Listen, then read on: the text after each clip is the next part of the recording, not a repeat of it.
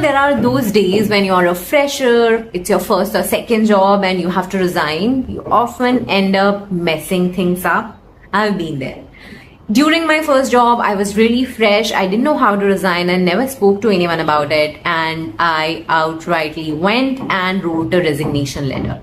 I, of course, researched a lot, picked up some really good templates. I was really grateful and thankful, but still it left upsetting my boss. Why?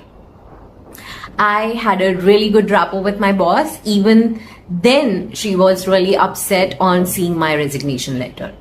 The reason is I never went ahead and spoke to her.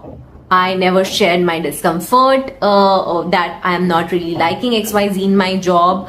I right away went, got a job and resigned. It was really hurtful to them. And what I figured after that first resignation is this is not how you're supposed to behave in a corporate setup or in any setup. What you're supposed to do is even before resignation, you're supposed to go and even before you're planning your resignation, you're supposed to go and talk to them about what are the things that are discomforting you. Is it that you're not liking something about your role? Do you think that now it's time for you to grow? Are there things that your boss can do to help you level up? Or do you want a salary increase? You are supposed to go and speak to your boss, even if there is something like you don't really like what your boss is doing and you want to discuss things out. It's something that you should do before even planning your resignation. Once that phase is past, you know that there is only so much that can be done. It's time for you to move on. You have found a job and then you're going to your boss for resignation. What you're supposed to do is book some time on their calendar, discuss with them that, yeah, you tried, they tried, and maybe it's best for you to now move on, and discuss out how you can help them transition through this phase. And yes, after that, you go and draft a nice resignation letter. What do I mean by nice resignation letter? It means you go, you thank them, because remember, this is a long-term rapport. Even though you're resigning from this company, this boss, the other companies will always keep coming back to these bosses for your recommendation, for your feedback, for their feedback, etc. And as such, in general, if you have worked with for such a long time, you would be grateful, you would want to thank them.